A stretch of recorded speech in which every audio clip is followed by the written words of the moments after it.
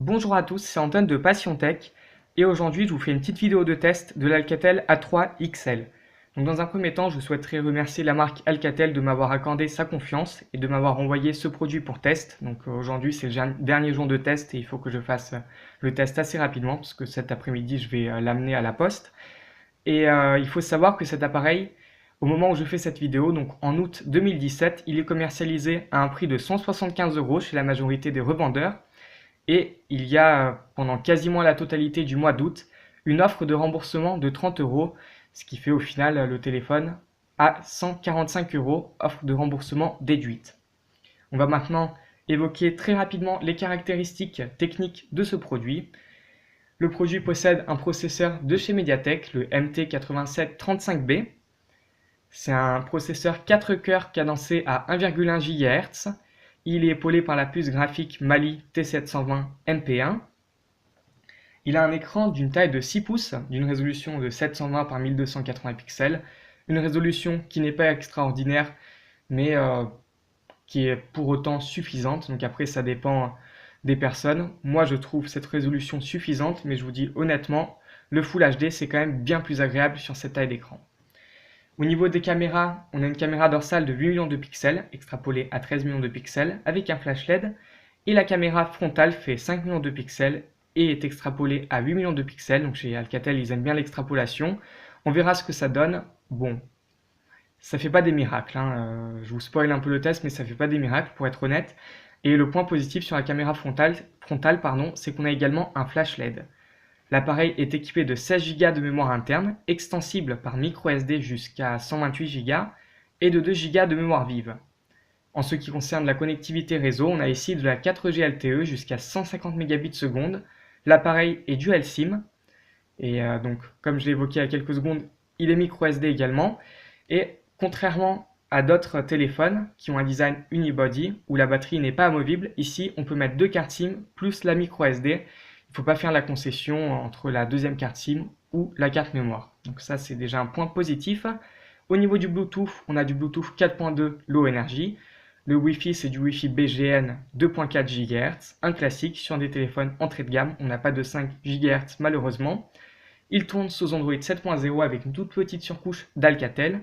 On a presque une expérience stock, mais les éléments de surcouche d'Alcatel sont quand même assez sympathiques et je vous les montrerai un peu plus tard dans la vidéo. L'appareil possède une batterie de 3000 mAh, donc la batterie pourrait être un peu plus grosse au vu du gabarit du téléphone. Je parlerai de l'autonomie un peu plus tard dans le test. Je trouve que c'est un peu dommage parce qu'Alcatel aurait pu rajouter 500 mAh facilement vu le gabarit du téléphone. Et en plus, la batterie n'est pas quick charge et elle est figée.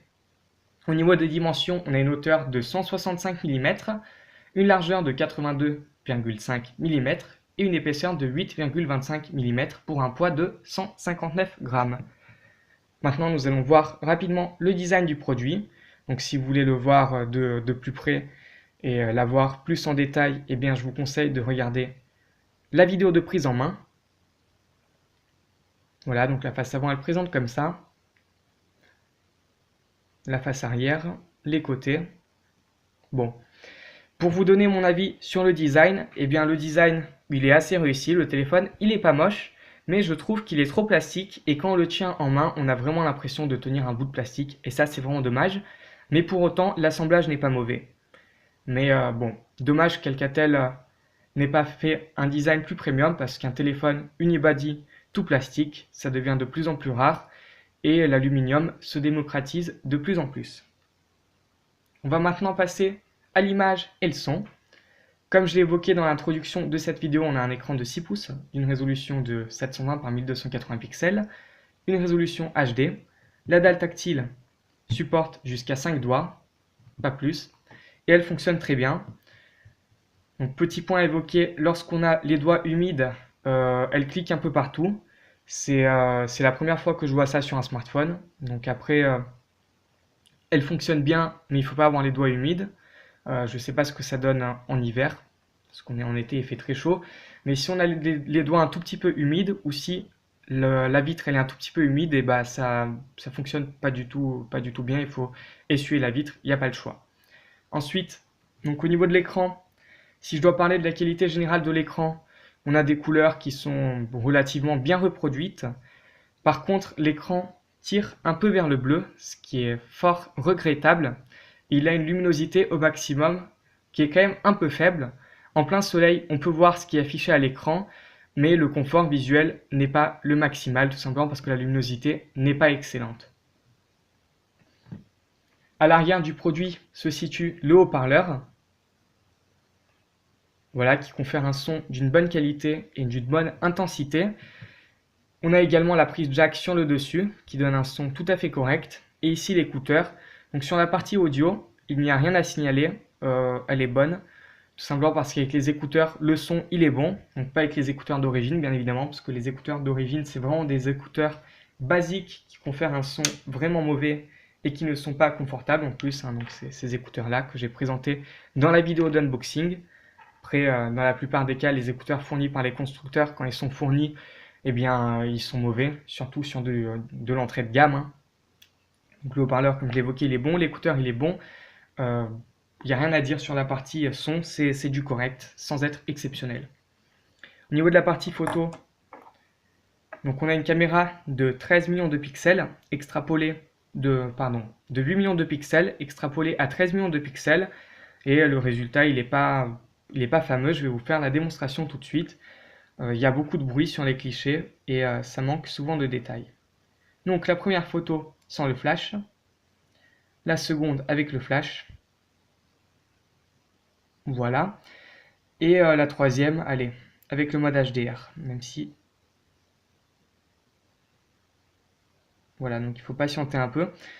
Donc la dernière photo a été faite avec le mode HDR, celle-ci avec le flash. Donc on va déjà regarder la première sans le flash. Donc comme vous pouvez le constater déjà, on a un manque cruel de détails, alors qu'on est en 13 millions de pixels. Donc déjà la caméra ne donne pas une expérience de 13 millions de pixels. Et c'est pas étonnant tout simplement parce que c'est un capteur de 8 millions de pixels et c'est le logiciel qui ajoute des pixels. Et bon, le résultat n'est jamais bon en extrapolation. Pour un 8 millions de pixels, le résultat il est quand même mauvais également. Donc au niveau de la caméra, franchement, c'est un bilan assez négatif. Hein. Avec le flash LED, c'est un peu mieux, mais on a quand même un peu de bruit. Ces photos seront bien sûr disponibles dans les échantillons photos dans la description. Avec le mode HDR, bon voilà, les couleurs elles sont un peu mieux reproduites, mais c'est pas exceptionnel non plus. Je vous montrerai également quelques photos que j'ai pu prendre avec le téléphone quand je l'utilisais au quotidien. Donc la galerie elle est assez bien faite d'ailleurs. Voilà, donc je vais faire la mise au point et je vais vous faire une petite démonstration. Voilà, donc quand on prend quelque chose de près, la netteté elle est satisfaisante, on n'a pas trop de bruit. On en a quand même un peu, mais bon, c'est exploitable. Après, quand on prend des photos en extérieur, le manque de détails il est cruel, même dans de bonnes conditions. Quand il commence à faire un peu sombre, et bien là c'est même pas la peine. Donc au niveau de la photo, c'est un bilan très mitigé et plutôt négatif. Hein. Dans l'ensemble, je vous laisserai regarder les échantillons qui seront dans la description de cette vidéo. Et vous me direz si j'ai pas été trop dur avec ce smartphone.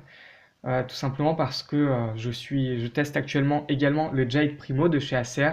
Bon, produit qui n'est plus commercialisé, mais qui a quand même 21 millions de pixels. Donc je me suis habitué à une qualité photo qui est très très bonne.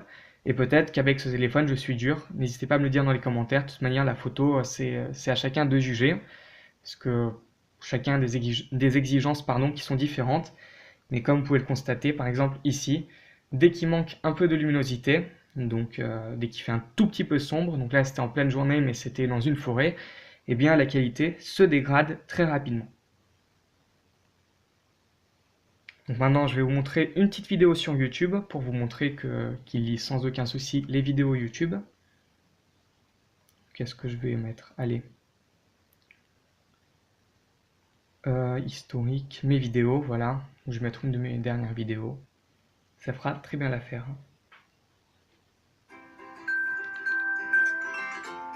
Bonjour à tous, c'est Antoine de Passion Tech. Après avoir testé le Swift 2X de la marque Wiley Fox, la marque m'a proposé de vous présenter la coque officielle destinée à ce modèle. Voilà. Si vous possédez ce produit, donc comme vous avez pu le voir, vu que le téléphone n'est pas puissant, des fois on a des toutes petites saccades au niveau des vidéos. Donc, et on a parfois un petit écran vert quand on change la résolution, mais sinon ça fonctionne très bien à part ça et ça le fait qu'au début des vidéos et ça le fait pas tout le temps. Donc je vais mettre le son à fond pour vous montrer, pour vous donner une idée du son à fond tout simplement. Quand on ouvre la boîte, on tombe bien évidemment sur la coque qui est très bien protégée par la mousse qui Et est le haut-parleur autour de celle-ci se situe bien ici. et par le carton épais de la boîte. Vraiment niveau packaging, c'est un vrai régal.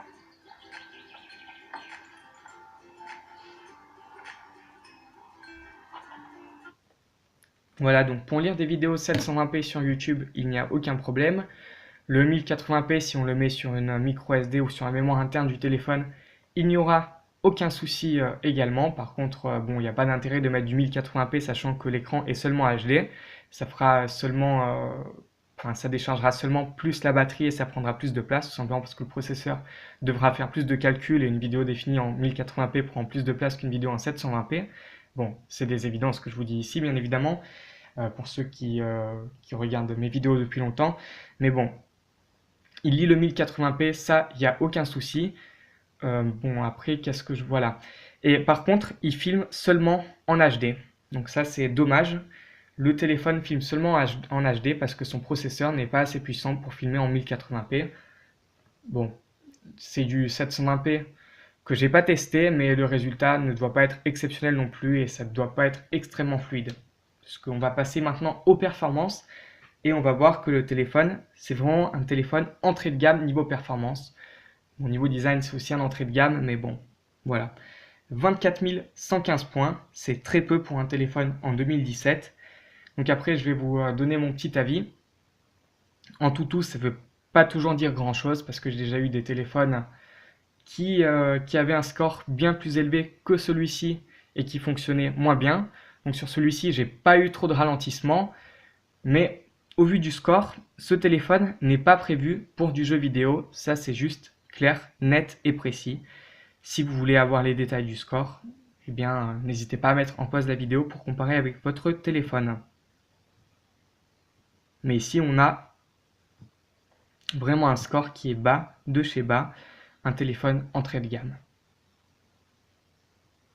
Je vais passer le test Epic Citadel, parce que ça prend du temps tout simplement, et on m'avait fait la remarque que mes vidéos étaient un peu longues, et je vais vous donner le nombre d'images par seconde que cela donne sur Epic Citadel, mais bon, c'est saccadé la plupart du temps. Et ça donne un nombre d'images par seconde de 21,3 images par seconde, ce qui est un mauvais score. Et bon, ce téléphone n'est pas prévu pour du jeu vidéo, ça c'est juste clair. Et je vais vous le prouver de suite avec Real Racing 3. Hop.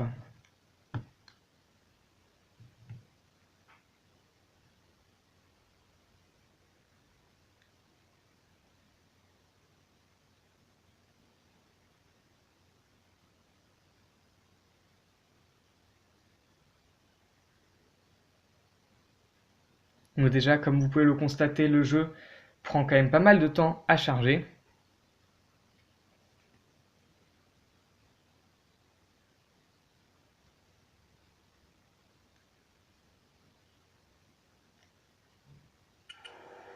Allez.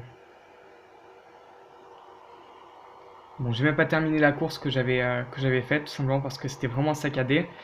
Donc là, il faut que je la refasse. Et vous allez voir que c'est juste pas jouable. Franchement, c'est pas possible, quoi.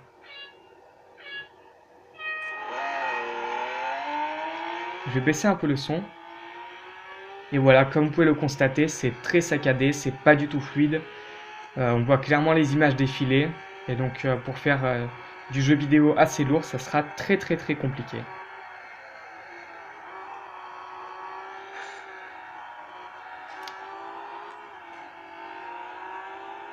Donc des jeux comme Real Racing 3, voilà, ça ne passe pas, c'est pas possible. Asphalt, ça demande également trop de ressources et ça sera vraiment saccadé.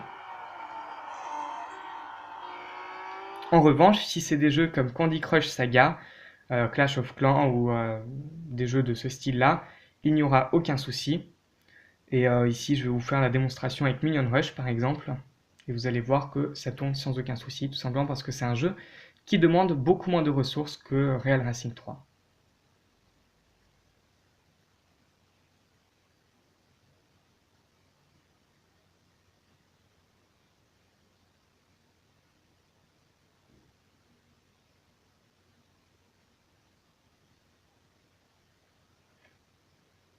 Hop, donc on va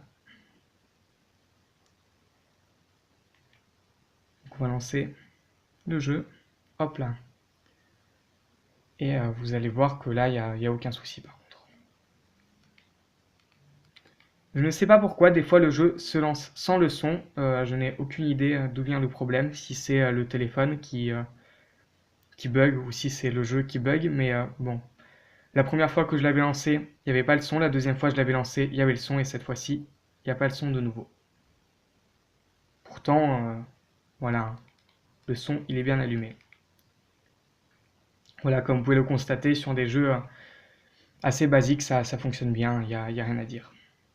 Après, tout le monde ne joue pas forcément sur son téléphone, donc le fait que les performances ne soient pas adaptées pour des jeux vidéo, ça peut être très bien éliminatoire ou non pour vous. Parce qu'en usage normal, surf web, pour regarder des vidéos sur YouTube, le téléphone ne présente pas de ralentissement ou s'il en présente, c'est très rare. Donc, niveau optimisation logicielle, Alcatel a fait du très bon travail et sur ça, il n'y a rien à dire. Bon. Pour les jeux, maintenant c'est terminé. Maintenant, je vais vous parler un peu de la surcouche. Donc, on a une toute petite surcouche pour l'écran d'accueil. Donc, c'est un écran d'accueil maison à Alcatel, donc propre à Alcatel. Voilà, ça marche bien, c'est efficace, c'est assez sobre. Il n'y a aucun souci. On peut changer la taille des icônes. Donc, voilà.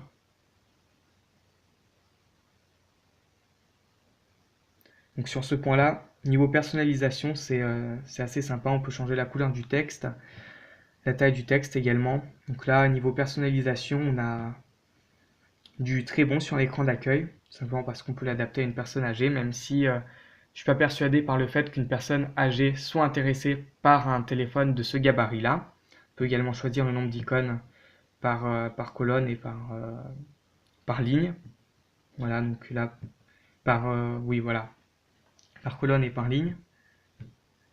C'est personnalisable à fond et c'est très sympa sur ce point-là. La surcouche, elle est efficace. On a une autre chose qui est assez intéressante au niveau de la surcouche. Donc par exemple, je vais ouvrir les paramètres et je veux faire une capture d'écran. Voilà, je veux faire une capture d'écran, mais de tout. Donc j'ai envie de faire une capture d'écran de ça, de tout ça et de tout ça. Et j'ai pas envie de faire plusieurs captures d'écran. Eh bien, je descends la barre de notification, j'appuie sur capture intelligente. Donc on a la capture d'écran classique. On peut rogner, donc soit faire une capture d'écran sous forme de cercle, soit sous forme de carré avec cette option-là, faire défiler l'écran ou encore enregistrer l'écran. Donc la capture d'écran classique, elle est présente sur tous les appareils. En appuyant sur Power et Volume moins, par contre la capture d'écran pour défiler, je sais qu'elle existe sur certains smartphones Samsung, sur d'autres appareils que j'ai pu tester, comme sur des Acer ou des Wiley Fox, il n'y avait pas ça. Et je trouve que la capture d'écran avec défilement d'écran, c'est très sympa. On appuie. Donc je laisse défiler jusqu'au bout. Si je veux que la capture d'écran se fasse jusqu'au bout, si j'ai envie de l'interrompre, j'appuie sur l'écran tout simplement. Voilà, donc on va laisser défiler jusqu'au bout. Voilà, il a fini de défiler jusqu'au bout. Il va nous proposer de l'enregistrer. On appuie sur le petit bouton valider. Et il a enregistré la capture d'écran. Et vous allez le voir, on a une capture d'écran qui englobe tous les paramètres possibles sur cet appareil. Voilà, c'est net, ça marche bien. Il n'y a aucun endroit qui est coupé. Et ça, je trouve ça très sympa, tout simplement parce que c'est une fonction qui est simple, pardon, et qui est ingénieuse à la fois. Et ça fonctionne très bien. Après, je ne sais pas si c'est dur à programmer ou non, mais c'est dommage que d'autres constructeurs ne le proposent pas parce que cette fonction-là, eh bien, elle est très sympa. Je la trouve très sympa et ça fonctionne très bien et c'est très pratique si on veut faire la capture d'écran d'une page web ou d'un article web et qu'on n'a pas envie forcément de le mettre dans les favoris ou si on a envie de partager quelque chose avec ses amis. Ça nous évite de devoir faire plusieurs captures d'écran. Donc, élément très utile de surcouche, donc de mon point de vue. On a l'écran partagé. L'écran partagé, bah, c'est tout simplement avoir deux applications sur le téléphone. Par exemple, je sais pas, ici on met par exemple Instagram et en bas on met les messages. Donc ça, c'est une option qui est classique à Android, Android stock, donc à partir de la version 7.0. Ça, c'est basique, c'est pas vraiment de la surcouche. On a un mode nuit également qui rend les couleurs jaunes, entre guillemets, jaune-orange. Par contre, je sais pas si vous le voyez à la caméra, mais avec le mode nuit, le téléphone, il saccade vachement. Donc je sais pas si c'est le traitement d'image qui fait que le processeur n'est pas assez puissant pour supporter, entre guillemets, le mode nuit, ou si c'est les performances qui sont volontairement réduites pour que le téléphone se décharge moins vite. Mais avec le mode nuit, il y a beaucoup de saccades dans l'interface. Un petit point qui est un peu négatif. Par la suite, dans les paramètres, on a des gestes tactiles. Donc on a le geste de double pression sur l'écran. Donc je vais l'activer. Bon, allez, je vais vous montrer. J'éteins l'écran, je tape 2 fois et ça me permet d'allumer l'écran. Voilà, donc ça fonctionne très bien. Donc c'est le double tap classique, tout simplement. On a le mode à une main qu'on peut activer dans les gestes tactiles. Et une fois qu'on a activé l'option, eh bien c'est très simple. On appuie soit sur le bouton retour, soit sur le bouton application récente pendant quelques secondes. Et l'écran se met du côté du bouton correspondant et il devient plus petit. Par exemple, voilà, là si je prends le téléphone, je ne peux pas accéder à gauche. Et là, si j'appuie longtemps, eh bien j'ai accès à tout l'écran. Je peux changer de côté. Si j'appuie sur le bon bouton, ça sera peut-être un peu mieux. Et je peux le remettre en plein écran. Donc ça, c'est ingénieux de la part d'Alcatel. Après, c'est une option qui est en général proposée de base sur des téléphones qui ont des écrans de 6 pouces. On peut retourner le téléphone pour eh bien, choisir l'option répéter lorsqu'on a une alarme qui sonne. Et pour les appels entrants, s'il y a quelqu'un qui nous appelle, on retourne le téléphone comme ça. Et ça nous permet de mettre le téléphone en silencieux, en tout cas au moment où l'appel est effectué sur le téléphone. Et ça ne raccroche pas, ça coupe juste la sonnerie, tout simplement pour l'appel entrant en cours.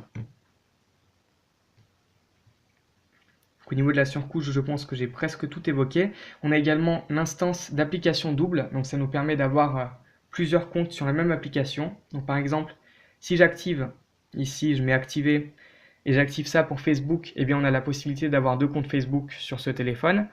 On a une deuxième application Facebook identique qui apparaît à la première avec un petit point rouge pour différencier les deux. On a la possibilité d'avoir du multi-compte, alors que l'application Facebook ne supporte pas de multi-compte, donc sympa également.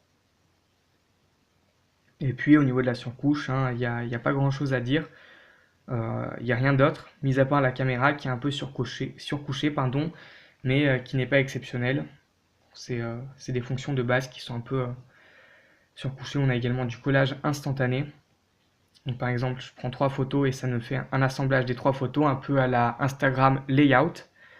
Personnellement, moi je préfère le faire directement une fois que les photos elles sont prises avec un petit logiciel, comme ça les photos elles sont de bonne qualité. Mais bon, on peut le faire également ici si on ne maîtrise pas les logiciels de montage photo, que ce soit sur téléphone ou sur PC, eh bien ça peut être un bon compromis. On a un mode manuel qui nous permet de régler les ISO, l'ouverture, voilà, le contraste, la luminosité, enfin la température des couleurs plutôt ici, et le focus. Voilà, ici on a la qualité de 13 millions de pixels, donc en réalité c'est une caméra de 8 millions de pixels. Qualité vidéo 720p, stabilisateur, enregistrement avec son, photo avec prise de vue, géotagage, donc ça nous permet de mémoriser l'endroit où la photo a été prise, son obturateur et anti-bande. Voilà, très très classique. On a un mode photo, un mode vidéo et un mode panorama. Je ne sais pas pourquoi c'est appelé panoramique, pour moi c'est plus panorama, à vous de me dire dans les commentaires si vous préférez panorama ou panoramique, enfin bref, ça, peu importe, ça n'a pas d'importance. Mais bon, on a un appareil photo qui est classique. Ici, si on appuie, on a différents effets. On peut les choisir, voilà. Bon, par contre, ce serait bien que ça fonctionne bien. C'est les effets classiques de Mediatek, hein. C'est une caméra de Mediatek surcouchée par Alcatel. Et pour finir, au niveau de la surcouche, on a la radio FM qui est un tout petit peu surcouchée. par rapport aux autres téléphones sous Mediatek qui ont tout simplement la version classique offerte par Mediatek. Et je trouve que c'est assez bien fait. Voilà, radio. Bon, ça serait bien d'éteindre la musique. Et donc, on peut choisir haut-parleur ou écouteur. Juste ici, on a la liste des stations qu'on a enregistrées, on peut les nommer. Et ce qui est sympathique par rapport à d'autres téléphones, c'est qu'ici, on peut choisir la fréquence de la radio bien plus rapidement que sur d'autres téléphones sous Mediatek où il faut faire la recherche manuellement, appuyer sur un bouton jusqu'à trouver la bonne fréquence. On peut également indiquer la fréquence voilà, à l'écrit. Donc c'est très pratique, tout simplement parce que sur d'autres téléphones ne le proposent pas et c'est un petit plus pour ceux qui écoutent la radio. Et c'est appréciable parce que la radio elle a été un peu travaillée et il faut le dire parce que pour moi une surcouche qui est aboutie ou une surcouche qui est simple mais ajoute des fonctionnalités par rapport à un firmware stock comme c'est le cas sur pas mal d'appareils sous Mediatek, quand c'est utile et quand c'est aussi ergonomique que cela, eh bien ça mérite la peine d'être souligné. Maintenant je vais vous parler de l'autonomie de cet appareil. Voilà, il faut bien sûr avoir le kit main libre pour que la radio démarre. Au niveau de l'autonomie, on a une autonomie qui peut aller de 3h30 à 5h30. Bien sûr, l'autonomie de 3h30, c'est avec la luminosité à fond et l'utilisation majoritaire avec le réseau cellulaire, donc en 4G et pas en Wi-Fi.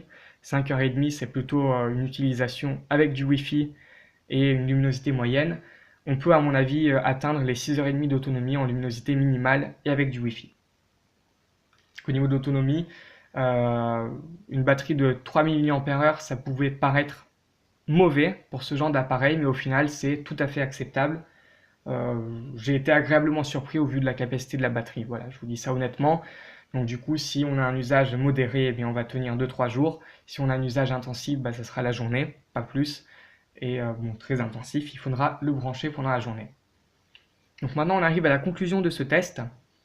Donc au moment où je fais ce test, avec l'offre de remboursement déduite, son prix est de 145 €.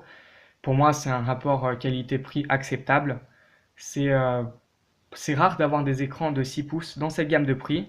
Donc après, il n'a pas de concurrent direct.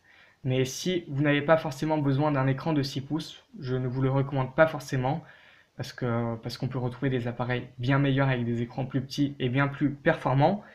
Après, si vous cherchez absolument un 6 pouces, ce téléphone, il est correct parce qu'il n'a pas de bug. Il tourne bien, mais c'est pas un téléphone pour du jeu vidéo.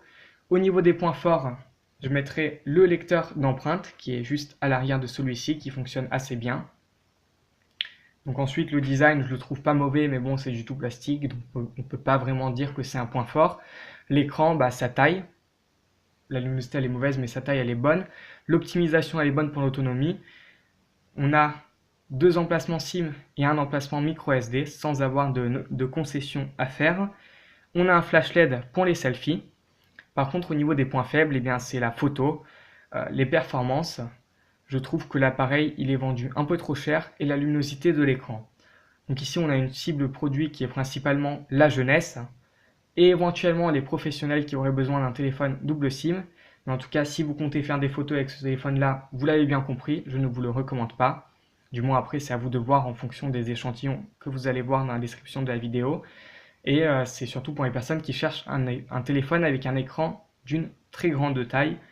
Et éventuellement pour les amateurs de selfie parce que la caméra frontale elle est assez bonne et fait des selfies assez réussis et en nocturne ils sont bien meilleurs qu'avec des téléphones qui n'ont pas de flash LED. Donc voilà, c'était ma vidéo de test de l'Alcatel A3 XL. Si cette vidéo vous a plu, n'hésitez surtout pas à mettre un petit like, à vous abonner à la chaîne si ce n'est pas encore le cas. Et donc moi je vous dis à très bientôt.